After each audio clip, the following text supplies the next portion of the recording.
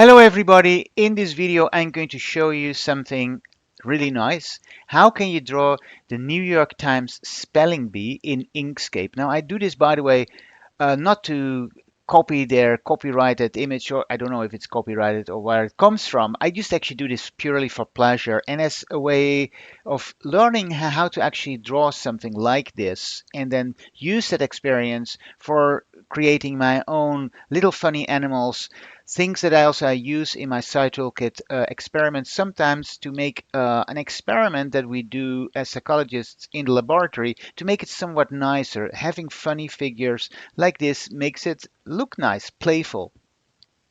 So first, if you're on the on the New York Times website, you can copy this image. So it's just on the main page of the New York Times.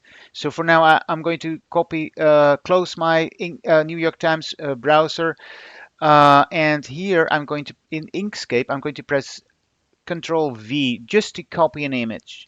I have that here only just to see what it looks like so that I can see and think about how did I do that? Okay, now I want to start actually with the probably the most difficult part, and even that's not that complicated. That's the wing set. What you see is it's created of a circle with one corner here as a rectangle. So it's actually not that difficult to do. So what we're going to do is we are going to draw a rectangle. So let's draw a rectangle here. Let's take the rectangle and I click here on the in the toolbar. I click here on this corner. That means you get a regular rectangle and not a rounded one. And what I do first is I hold Control on my keyboard and I make a nice rectangle. Now this is exactly what I want. Now what I do is I'm going to here on my on my open fill and stroke uh, tool dialog, which you get here. And actually, in this case, I want to make the opacity, roughly 50%. That isn't, it doesn't need to be precise, okay? So I just do that because I um, want to create another rectangle exactly on top of this, and I'm going to create that second rectangle into a circle, and then I can combine the two. So if I select this one just by clicking on it, yeah, you see these little arrows around it. Now I press on my keyboard Control D. And what it did, you see it gets a little bit darker. That's because there are now two rectangles on top of each other, but don't move that second one. So now only that top one is selected. And now I want to make this into a rounded one. So I go here on the left on the rectangle tool. You can also just on the keyboard use if you're experienced, just press R. And then you see these handles. And on the top right, you see this round handle. And now you can pull this all the way down, and then you get a perfect circle.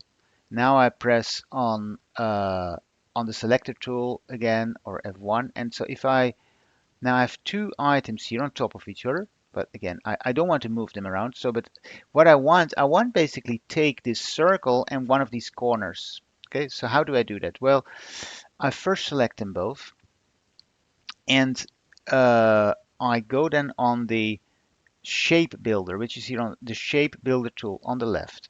You can also press the key X on your keyboard and then you get into this. And you see, so you can select different items from it. And what we want is we want to select this one and this one into one object. Now make sure that by default, in my case, it has here this plus symbol. So I click the mouse down on the circle, hold it down, and then slide my mouse to the right. And then you see I get what I want. This is the left wing here. Now I click here on finish and there I go. There is it. But what I also want is I want a nice stroke. So in the end I want this to be light gray or white. But first um, I want also here, I want to work with pixels. I found it a little bit easier. Um, and here as well. So what I'm going to do is I'm going to create a stroke. Now currently it says there is no stroke, but you can click here on flat color and then you get a very thin stroke, and the stroke should be uh, much bigger, of course.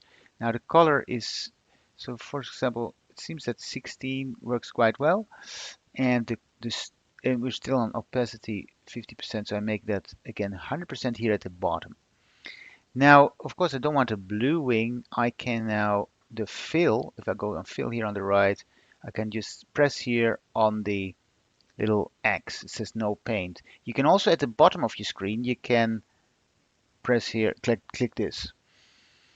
And there we go. So that's it. Now I want the second wing. For that, first I click here on snapping on the top right. You can also press the percent sign on your keyboard to get snapping. Then the snapping symbol goes on. That's quite important. Now I select this left wing. I press Ctrl D. So I have now two wings on top of each other. Now I press the H key to flip it. You can also go here on your symbols, press object flip horizontally, and then you get that. But if you move it around, you see, okay, that's like this. Now I hold the control to keep it on the same height, and I move it, and then it snaps perfectly to that other wing. So then they're really nice together, right? And there we go. I can control G to group them, so then they're together. Um, Now, if I want to make them a little bit, I leave them in this size, but I could also make them a little bit smaller to fit it better on the screen. But the next, so we're done now with the wings. Now I'm going to do the main body part. And for this, I'm going to use the rectangle tool. So again, I can press the R on the keyboard, or I can select it here on the left. And now I'm going to, uh, I want it to be a regular rectangle first. Now you see, if you compare, it is about at least 1.5 times the size of the wing. So probably I do this just yeah, roughly. I just think, okay, that looks approximately right. Now I want first I pull it down a little bit. What I want actually here is the first thing I want to show you is how do I get it so nicely rounded. Now again, I go click on the rectangle tool. And now here you have this handle, and I pull this all the way down, and now you get it. So like you can also hold the shift key, press here on black, and then you get a very thin stroke. I make that thicker, but I right click here, get 16. You can also all do that here in fill stroke style, set it there. And now the color, how do I get the color? Now I press the D key or the dropper tool, which is here. I first select the rectangle that I want to give a new color, and then I press D, and then I can, anywhere on the screen, I can select the color. So I want the nice yellow from this B, and now I get the same color. Now, is this, I think it is roughly the same, the correct size. I want also, because I've snapped, it just puts it perfectly at the midpoint, so I don't need to do anything there. Now you see, roughly speaking, I think I want to see actually how much bigger is their body than the wings here. So you can, I do this just, you can have a measuring tool. They have a measuring tool here. So if I do on the measuring tool, this says it is 17 millimeters and the body is 32. So it's roughly double.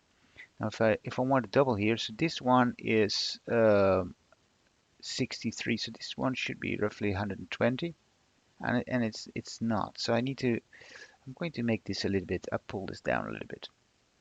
Let's see if I go on the measuring tool. Yeah, I'm just doing that approximate, right? So yeah, that's probably better. Okay, that's better.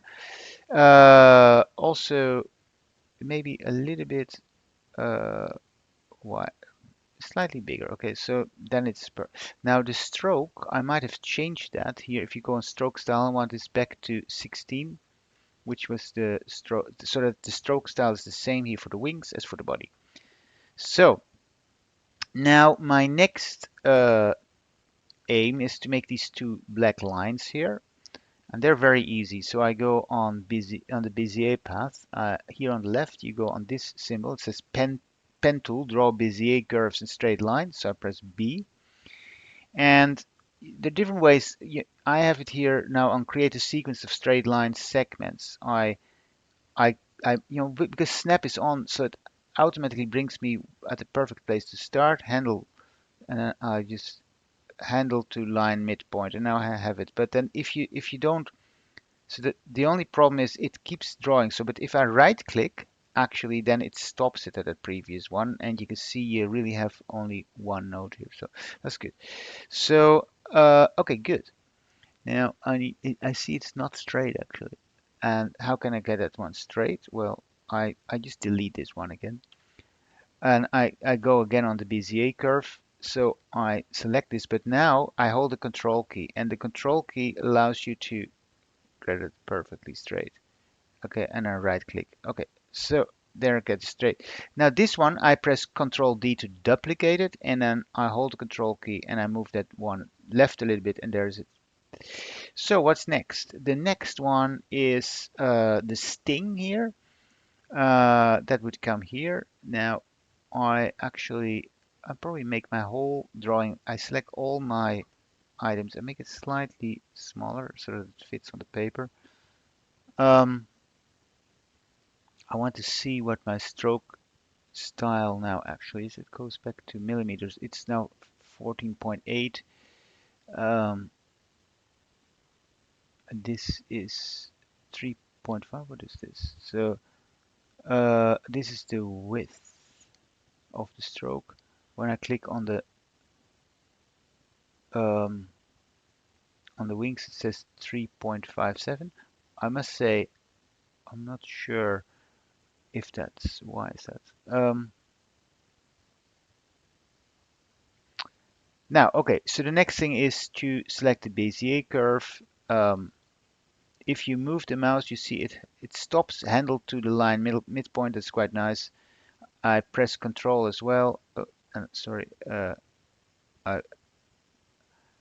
right click. Okay, so there we go. So that's good. Now, if you zoom in, you see my sting is rounded and the New York Times one is straight.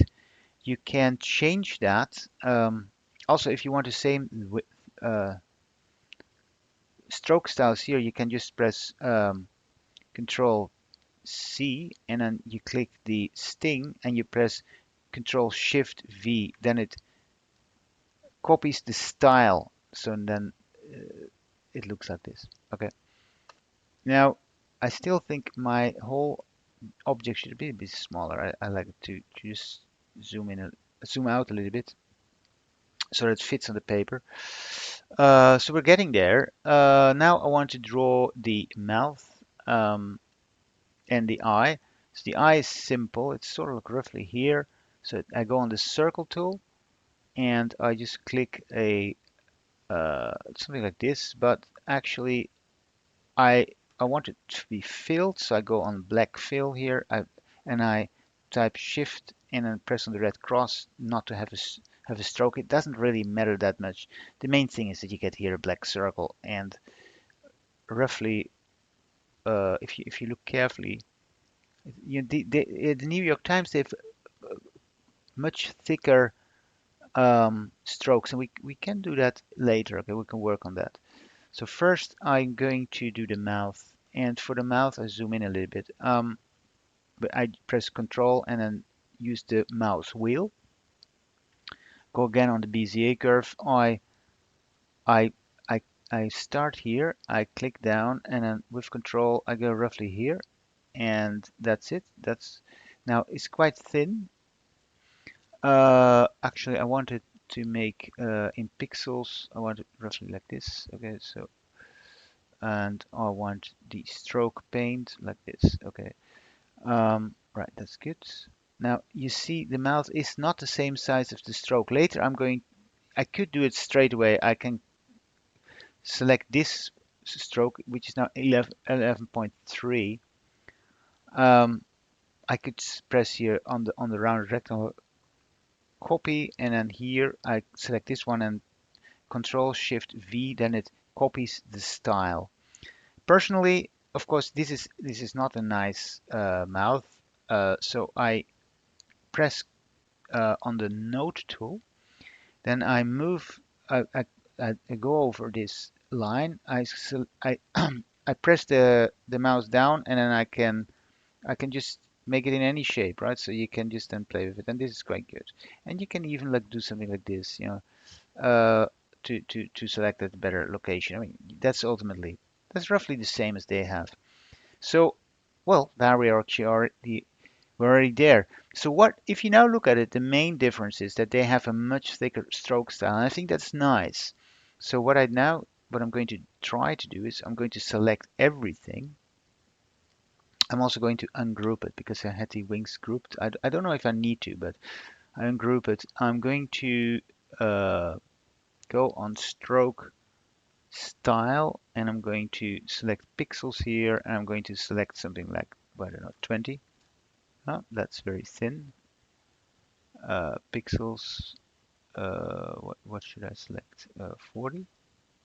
Oops, and that's quite thick. That's too thick, I think.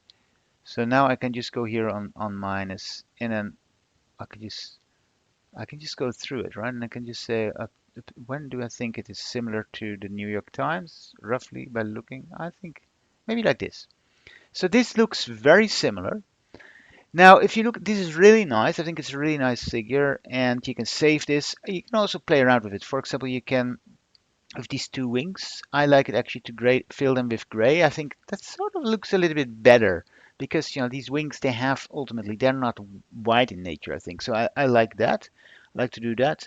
Um, I also now can play a little bit with things like, oh, maybe do I really want it yellow? What about a much brighter yellow? If I do that, actually, I see a mistake I made.